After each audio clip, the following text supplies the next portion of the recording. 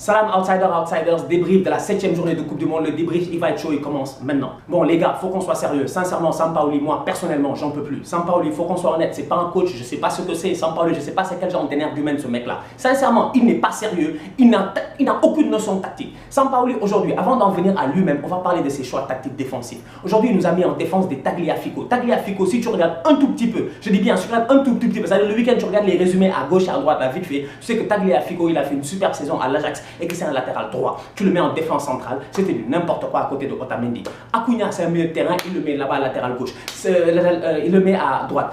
Salvio, c'est un attaquant, il le met à gauche. En fait aujourd'hui, Sampaoli n'a fait que du n'importe quoi. Au milieu de terrain, tu avais des joueurs mais qui ne savent pas jouer ensemble. Faut qu'on soit honnête. Enzo Pérez, il a fait quoi? Enzo Pérez, il a fait quoi? Sincèrement, Enzo Pérez, il a fait quoi au milieu de terrain? Enzo Pérez, open net, tout seul, plat du pied. C'est-à-dire que plat du pied, normalement, c'est ce qu'on dit au football, on dit plat du pied, sécurité. Plat du pied, tu dois marquer. Plat du pied, sincèrement, il n'y a pas de raison que le ballon aille à gauche ou à droite. Plat du pied, il la met à côté. Ça, c'est un joueur de foot. Il faut qu'on soit sérieux. À un moment donné, je regarde cette équipe argentine-là, ils ont beaucoup trop de lacunes. Et derrière, tu mets toute la pression sur Messi. Sampaoli était venu, il nous avait dit oui, c'est la Coupe du Monde de Messi. Mais avant d'être la Coupe du Monde de Messi, pourquoi c'est la Coupe du Monde de Messi? Parce que Messi les a qualifiés. Si on contextualise, on va être sérieux. Les Argentins, ils ne méritent même pas d'être là. Les Argentins ne méritent même pas d'être là. Ils n'ont même pas le niveau d'être à la Coupe du Monde. Les Argentins sont qualifiés sur un dernier match face à l'Équateur, sur un triplé de Messi là-bas dans les montagnes à 5000 mètres d'altitude. Il faut qu'on soit honnête. Si ce n'était Messi seulement, les Argentins ne seraient pas là. Donc aujourd'hui, ils sont là. Il n'y a aucun joueur dans l'équipe qui est capable de step up. Sincèrement. Et tu me fais encore jouer des Mascherano. Mascherano fait quoi sur le terrain? Mascherano, vous l'avez vu aujourd'hui, mais 90 minutes durant, il s'est fait bouffer sur tous les duels. Mascherano est en retard, Mascherano crée des fautes, mais Mascherano ne fait que des bêtises. Mascherano, déjà, sa dernière année au Barça, il n'avait pas le niveau. Mascherano était sur le banc au Barça durant sa dernière année et demie. Là, tu l'amènes en Coupe du Monde et tu penses que Mascherano va faire un miracle face à un milieu Rakitic ou Modric. Il est bête, lui, en fait, Sampaoli. Moi, sincèrement, quand je regarde ça, je me dis, Sampaoli ne mérite aucun respect. Parce qu'aujourd'hui, ce que le peuple argentin est en train de vivre, aujourd'hui, ce que l'Argentine est en train de vivre, c'est pas normal. Non seulement Sampaoli, il est fatigant parce qu'il fait des mauvais choix, mais en plus Sampaoli, il te stresse. Toi, tu regardes le match, tu es posé chez toi, tranquillement. À chaque fois qu'on montre le banc argentin, tu vois le gars en train de marcher. Tête baissée. Sampaoli. Il ne regarde même pas le terrain. Il ne regarde même pas le terrain. Il ne sait même pas ce qui se passe sur le terrain. Évidemment, il fait des mauvais choix. Sampaoli, il est stressé. Il passe son temps à truc. À la fin du match, tu as l'impression qu'il va pleurer. Il a les yeux rouges. Le mec, il est là, il prend son visage, les trucs. Il enlève sa veste pour nous montrer ses 45 000 tatouages de tocard là. Mais Sampaoli, à un moment donné, gère-toi. Un coach doit respirer la sérénité. Aliou Cissé sur le banc du Sénégal, il respire la sérénité. Sincèrement, Deschamps aujourd'hui, ils ont souffert face aux Péruviens. Il respire la sérénité. À un moment donné, un coach, il doit insuffler quelque chose. L'image du coach et c'est l'image de l'équipe. Tu vois ce que je veux dire? Si ton coach il est perturbé sur le terrain là, il a l'air d'être, je sais pas moi, un prisonnier à la prison de Koundengui au Cameroun là, en train de faire les 100 pas dans la cour, si lui il est comme ça comme un prisonnier, évidemment que les joueurs ils vont pas jouer libérés. Et aujourd'hui c'est ça qui s'est passé. Tactiquement sur le terrain c'était du n'importe quoi, c'était de la cacophonie. Messi il jouait extrêmement bas en deuxième mi-temps, incapable de le trouver. Les rentrées de Dybala etc. là ça n'a rien amené parce que évidemment tu veux prendre Dybala, tu le jettes comme ça. Tu veux qu'il fasse quoi? Tu veux qu'il fasse quoi? Aujourd'hui, sincèrement, je ne peux blâmer qu'une seule personne, c'est Sampaoli. Tu as une grosse différence de niveau entre l'équipe argentine et l'équipe croate. L'équipe croate, aujourd'hui, quand tu la regardes, il faut qu'on soit sérieux. Les mecs, ils sont solides. Si tu prends dans les buts, Subasic, il est à Monaco, en défense centrale quand même, tu as du lourd. Vida, il a fait une bonne saison au Besiktas. Lovren, il a fait une bonne saison avec Liverpool, une bonne deuxième partie de saison avec Liverpool. Vassalko, il a joué la finale de la Liga Europa avec l'Atlético Madrid. Je veux dire, tu regardes cette équipe-là, elle est intéressante. Rakitic, Modric et tout, tu les connais, c'est des mecs Barça Real.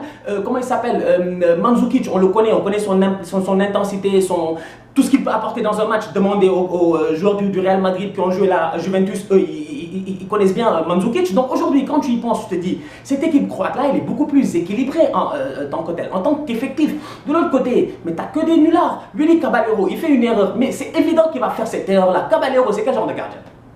Caballero à quel âge? Caballero, il joue même pas à City.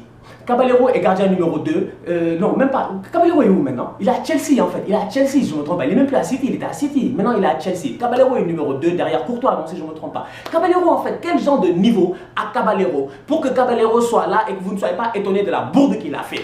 Caballero, évidemment, un petit pressing, il panique, il donne le ballon. Rebic, Hertha, Francfort.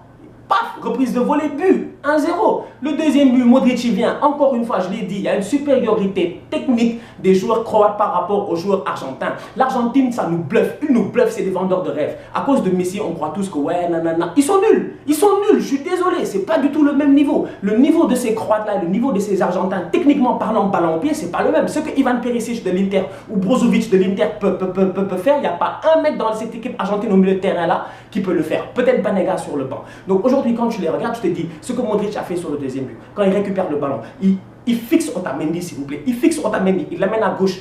Taf, fin de corps, il l'amène à droite. Il boule le ballon sur le gardien de but.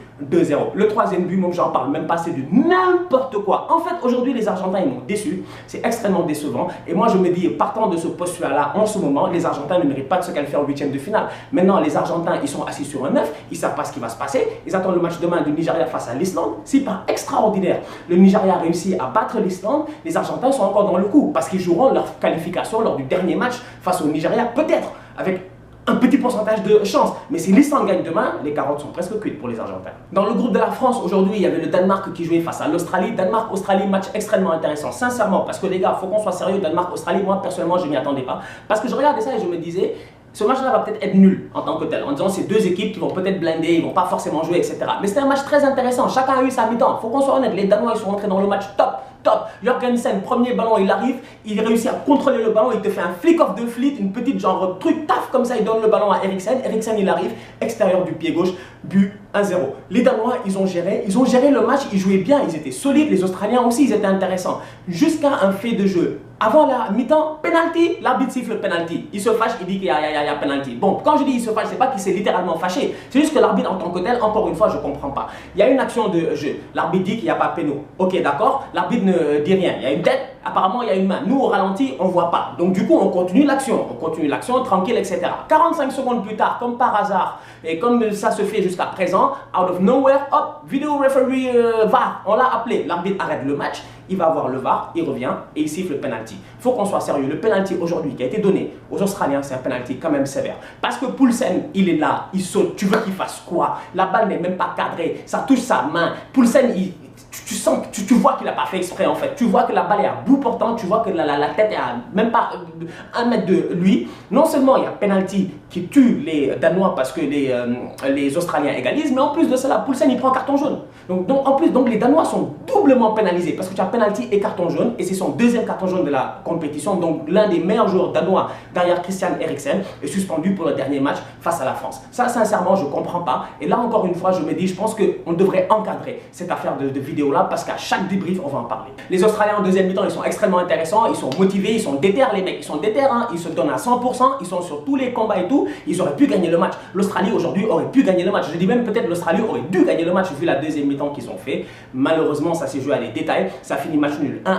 Maintenant les Australiens ils sont toujours pas éliminés, mais bon il y a peu de chances qu'ils se qualifient en huitième de finale. France-Pérou, match extrêmement intéressant. Les Français aujourd'hui, ils ont galéré, sincèrement. Oh là là là, allons enfants de la patrie. Les gars, vous avez galéré. Faut qu'on soit sérieux. Aujourd'hui, ils ont galéré les Français. Les Français aujourd'hui, ils avaient ni la possession de balle, ils avaient ni en fait, aujourd'hui, ils avaient aucune statistique qui allait vers eux. Derrière les Péruviens, ils ont été extrêmement. Mais c'est pas possible. Mais les Péruviens aujourd'hui, ils ont manqué de chance quand même.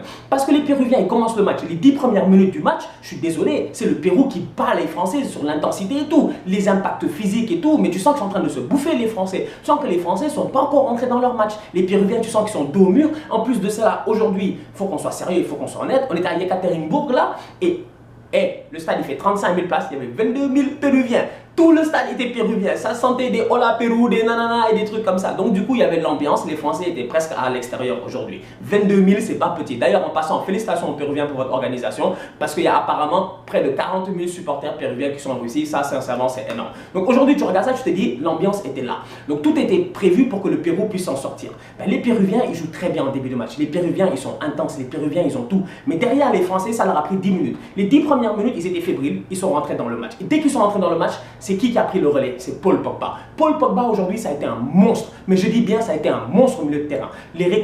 Paul Pogba aujourd'hui, c'est-à-dire qu'aujourd'hui c'était simple. Quand il récupère, il donne à Pogba et Pogba mène. C'était aussi simple que ça. Pogba aujourd'hui, il est impliqué, si je ne me trompe pas, sur tous les buts de l'équipe de France jusqu'à présent. Pogba, on peut parler jusqu'à demain, il est en train de faire son mondial. N'Golo Kanté, il faut qu'on soit honnête, il faut qu'on soit sérieux. On a donné le titre de meilleur joueur du match à Mbappé. Ça, c'est une ironie du sort. À un moment donné, moi, je ne comprends plus. Parce que je me dis, arrêtez de regarder le foot, s'il vous plaît, de manière quantitative. Moi, j'en ai marre que les gens regardent le foot de manière quantitative. C'est-à-dire, tout est question de chiffres et de quantité. Mbappé, oui, il a marqué, mais Mbappé n'est pas l'homme du match. L'homme du match aujourd'hui, c'est un travailleur de l'ombre, c'est notre cousin malien N'Golo Kanté. N'Golo Kanté aujourd'hui, il a tout récupéré. Mais aujourd'hui, à chaque fois que je l'ai dit, aujourd'hui, un Péruvien, il dribble N'Golo, il y a Kanté qui le rattrape. Tu dribbles Kanté, il y a N'Golo qui te rattrape. En fait, le mec à lui tout seul, il était 2 jours au milieu de terrain, il récupérait tout, de gauche à droite. C'était juste parfait. Donc N'Golo aujourd'hui, top. Matuidi, on l'a mis sur le côté gauche un peu dans un 4-4-2. C'était intéressant parce qu'aujourd'hui, sincèrement, hier je disais dans mon débrief, j'avais peur que la France sorte de son plan de match. La France est sortie de son plan de match, mais la France a quand même réussi aujourd'hui à tenir les attaques péruviennes. Parce que sur le côté, Matuidi a beaucoup supporté Pavard. Pavard, il a souffert. Pavard a raté beaucoup de passes. Mais si Matuidi n'était pas là, il allait se faire tuer par Carrillo et par Advíncula Kula. Advíncula Kula, c'est le gars là avec la tête blonde, super musclé, hyper rapide, hyper vif. Carrillo, c'est un tueur. En première mi-temps, il te fait un dribble taf, il te laisse Matuidi. Et puis, comment il s'appelle? Je pense que c'est Hernandez seul. Donc aujourd'hui, quand tu regardes ça, non, excusez-moi, c'est pas Pavard, c'est Hernandez. Donc quand tu regardes ça, tu te dis que aujourd'hui, Matuidi en tant que tel, il a été utile au milieu de terrain, il a été utile à la récupération, il avait un volume de jeu extrêmement important. Et Matuidi, en plus de cela, en plus d'avoir une importance sur le terrain, Matuidi a une importance dans le jeu, dans l'émotion en tant que tel. Parce que Matuidi, c'est l'aboyeur, il faut qu'on soit sérieux, c'est l'aboyeur de cette équipe. Cette équipe de France-là aujourd'hui, elle n'a pas de leader émotionnel. C'est pas Yoris qui va crier sur les mecs, c'est pas Umtiti qui va crier sur les mecs, c'est pas Pogba qui va crier sur les mecs. Pogba, il essaye, oui, mais Pogba, ce qui fait que les gars l'écoutent, c'est parce qu'il est talentueux. Matuidi, il peut faire ce qu'il veut, avoir des mauvais matchs, être nul comme une pieuvre, ça change rien, on va quand même l'écouter parce que Matuidi c'est un leader. Donc aujourd'hui, Deschamps il a quand même réussi à tenir cette équipe péruvienne là, malgré le fait que la pression était là, malgré le fait que les Péruviens ont quand même bien joué, malgré le fait que les Péruviens ont dominé le match, les Français ont eu plus d'occasions, ils ont été tranchants. Mbappé sur le côté, il a été extrêmement rapide. Griezmann, bon voilà, peu vu quand même aujourd'hui, il faut qu'on soit sérieux comme à un moment donné. Giroud, ça leur a fait du bien. Étonnamment, Giroud en point de fixation, ça leur a fait énormément de bien. Donc moi je regarde ça, je me dis, les Français, ils ont géré encore une fois une victoire 1-0.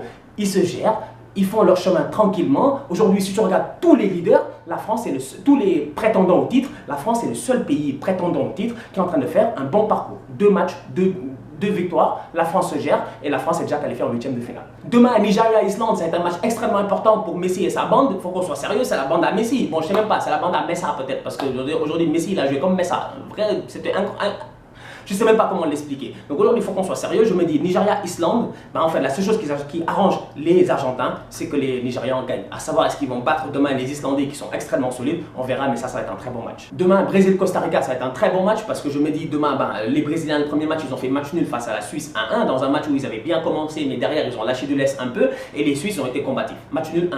Demain, ils jouent le Costa Rica. Ça devrait être un match un peu plus facile parce que le Costa Rica, qu'on le veut ou non, oui, ils ont un excellent gardien, Keylor Navas, et demain, il sera là. Mais derrière ça, après le premier match, on l'a vu, c'est une équipe un peu vieillissante. Oui, il y a des bons joueurs, il y a des gars qui sont encore là, mais au milieu de terrain, c'est encore, si je ne me trompe pas, c'est Brian Ruiz et comment il s'appelle encore l'autre, Bolaños. C'est Brian Ruiz et puis Bolaños. C'est les deux qui sont au milieu de terrain et ces deux-là, il y a 4 ans, ils avaient fait une superbe Coupe du Monde. 4 ans plus tard, tu sens que vraiment, les gars ont fait du kilométrage et les gars ont vieilli. Donc aujourd'hui, quand je regarde ça, je me dis, je pense que demain, techniquement, les Brésiliens devraient s'en sortir. Et enfin, le dernier match entre la Serbie et la Suisse, ça va être un très bon match, ça va être un choc européen, ça va être chaud. Moi, je pense que ce match-là, en toute honnêteté, il sera combatif, il sera explosif. En tout cas, les gars, on va attendre demain. Demain, ça va être une autre journée de football, ça va être une grosse journée de football. J'espère que vous serez là, j'espère que vous continuerez à liker, à partager et tout. Moi, je kiffe vos commentaires, ça me fait plaisir de voir ça. Les gens qui m'écrivent et tout, voilà, je le vois, je lis tous vos commentaires, même si on ne peut pas répondre à tous les commentaires. Je lis tous vos commentaires et je vous remercie encore une fois. Bon, écoutez, la famille, on continue, c'est la Coupe du Monde. Demain, débrief, 8e journée, on est ensemble, tous outsiders.